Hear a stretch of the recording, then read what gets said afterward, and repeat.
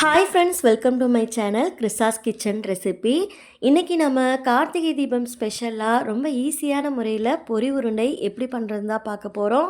இதை பிகைனர்ஸ் கூட ரொம்ப ஈஸியாக செஞ்சிடலாம். நல்ல மொறுன்னு பொரி உருண்டை எப்படி பண்ணுறதுன்னு பார்க்கலாம் வாங்க. ஃபஸ்ட்டு இந்த ரெசிபி பண்ணுறதுக்கு ஒரு பேனில் வீட்டில் இருக்க ஏதாவது ஒரு கப்பு இல்லைனா டம்ளரில் 4 கப் அளவுக்கு பொரி சேர்த்துக்கோங்க. பொரியை சேர்த்ததுக்கப்புறமா அடுப்பை மிதமான தீயிலேயே வச்சுட்டு இதை ஒரு 5 நிமிஷம் போல் நல்லா வறுத்து எடுத்துக்கோங்க. இது மாதிரி வறுத்துட்டு சேர்த்தோம்னா நமக்கு பொரி உருண்டை நல்ல மொறுன்னு கிடைக்கும். இன்றைக்கி நான் யூஸ் பண்ணியிருக்க பொரி பார்த்திங்கன்னா நார்மல் பொரி தான் யூஸ் பண்ணியிருக்கேன். நீங்கள் கார்த்திகை பொரி யூஸ் பண்ணி கூட இதே மெத்தடில் நீங்கள் பொரி உருண்டை பண்ணலாம். இப்போது ஒரு 5 நிமிஷம் போல் பொரியை நல்லா வறுத்தாச்சு. நம்ம கையில் உடச்சி பார்க்கும்போது நல்ல மொறுன்னு இருக்கணும். இப்போ இதை ஒரு பிளேட்க்கு அப்படியே மாற்றிடலாம். அடுத்து ஒரு பேனில் வெல்லத்தை கரைச்சி எடுத்துக்கலாம். 1.5 கப் அளவுக்கு பொடிச்ச வெல்லம் சேர்த்துக்கோங்க. இது கூடவே 1/2 கப் போல் தண்ணியும் சேர்த்துட்டு வெல்லத்தை நல்லா கரைச்சி எடுத்துக்கோங்க. நம்ம எடுத்துருக்க வெல்லத்தோட கலரை பொறுத்து தான் பொரி உருண்டையோட கலரும் மாறுபடும்.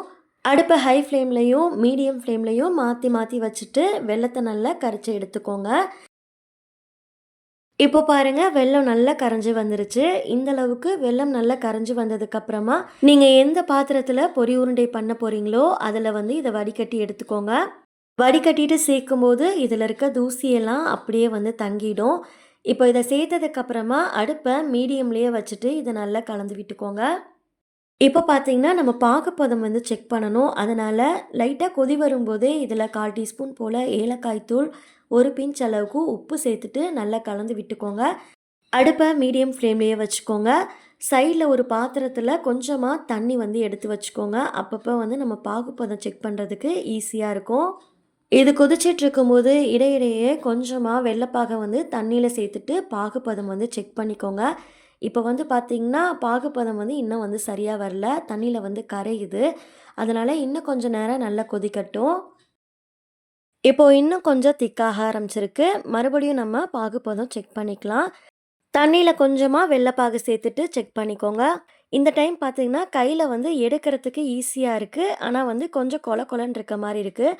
இது தக்காளி பதம்னு சொல்லுவாங்க. இன்னும் கொஞ்சம் நேரம் அப்படியே இருக்கட்டும். இப்போ அடுப்பை லோ ஃப்ளேமில் வச்சுட்டு கலந்து எடுத்துக்கோங்க. சீக்கிரமாகவே பாகுப்பதம் வந்துடும். தக்காளி பதம்னு சொன்னேன் இல்லையா, அதுக்கு அடுத்த ஸ்டேஜ் பார்த்திங்கன்னா இதுதான். தண்ணியில் பாகை சேர்த்ததுக்கப்புறமா அதை கையில் உருட்டி எடுக்கிறதுக்கு ஈஸியாக வரும். அதே சமயத்தில் நம்ம கையில் எடுத்ததுக்கப்புறம் பார்த்திங்கன்னா கல் மாதிரி இருக்கும். அதை ஒரு பாத்திரத்தில் நீங்கள் போட்டிங்கன்னா டங்குன்னு சவுண்டு வரும். அதுதான் பார்த்திங்கன்னா கல் பதம்னு சொல்லுவாங்க. இப்போ பாருங்கள், இது கல் மாதிரி இருக்கு இல்லையா, இதை பிளேட்டில் போட்டிங்கன்னா நல்லா டங்குன்னு சவுண்டு கேட்கும், ஒட்டவும் ஒட்டாது. இதுதான் பார்த்திங்கன்னா கரெக்டான பதம். இப்போ நம்ம ஸ்டவ் ஆஃப் பண்ணுறதுக்கு முன்னாடி இதில் 1 டீஸ்பூன் போல் நெய் சேர்த்துட்டு நல்லா கலந்து விட்டுக்கோங்க. நெய் சேர்த்து நல்லா கலந்ததுக்கப்புறமா நம்ம ஸ்டவ் ஆஃப் பண்ணிடலாம். ஸ்டவ் ஆஃப் பண்ணதுக்கப்புறமா தான் இதில் நம்ம பொரி சேர்க்கணும்.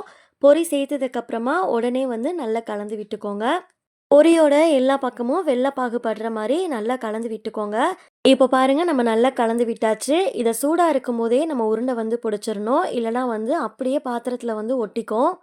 கையில் கொஞ்சமாக நெய் அப்ளை பண்ணிவிட்டு உருண்டை பிடிச்சிக்கோங்க. இல்லைனா லைட்டாக தண்ணி தொட்டுட்டு உருண்டை பிடிச்சிக்கோங்க. சூடு எதுவும் தெரியாது. இல்லைனா நெய் தடவிட்டு கொஞ்சமாக அரிசி மாவு லைட்டாக கையில் அப்ளை பண்ணிக்கோங்க. அதுக்கப்புறமா நல்ல உருண்டையை பிடிச்சிங்கன்னா உங்களுக்கு சூடு தெரிஞ்சிக்காது. தண்ணி தொட்டு நம்ம பிடிக்கும்போது 2லேருந்து 3 நாளுக்கு தான் யூஸ் பண்ண முடியும். சீக்கிரம் கெட்டு போயிடும். அவ்வளோதான், நல்ல மொறுன்னு பொரி உருண்டை சூப்பராக தயாராகிடுச்சு. இந்த கார்த்திகை தீபத்துக்கு வீட்டில் இருக்கிறவங்களுக்கு செஞ்சு கொடுங்க. எல்லாரும் விரும்பி சாப்பிடுவாங்க. இந்த ரெசிபி உங்களுக்கு பிடிச்சிருந்ததுன்னா லைக் பண்ணி சப்ஸ்கிரைப் பண்ணிக்கோங்க. நெக்ஸ்ட்டு ஒரு ரெசிபி வீடியோவில் பார்க்கலாம். தேங்க்ஸ் ஃபார் வாட்சிங். பபாய்.